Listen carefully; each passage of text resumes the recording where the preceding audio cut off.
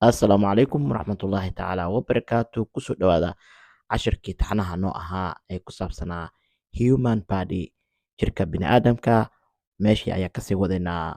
Caawa aan ku bilaabo sharaxaada. Knee waa jilibka. Knee waa jilibka.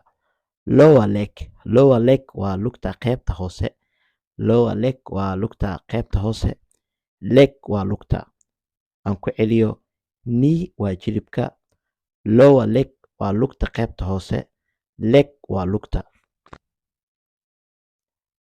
Foot waa cagta. Foot waa cagta. Toe waa faraha lugaha. Toe waa faraha lugaha. Collarbone waa kalxanta. Collarbone waa kalxanta. Aan ku celiyo. Foot waa cagta. Foot waa cagta. Toe waa faraha lugaha. Collarbone waa kalxanta. Collarbone waa kalxanta. Nipple waa ibta naaska. Nipple waa ibta naaska. Belly waa caloosha. Belly waa caloosha.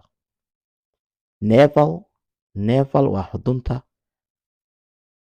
Abdomen waa caloosha. Abdomen waa caloosha. Aan ku celiyo. Nipple waa ibta naaska. Belly waa caloosha. Navel waa xudunta. Abdomen waa caloosha. Marka cashirkii oo ku saabsanaa human body-ga, jirka bini'aadamka, intaa ayuu ku eg yahay qaybtiisii labaad.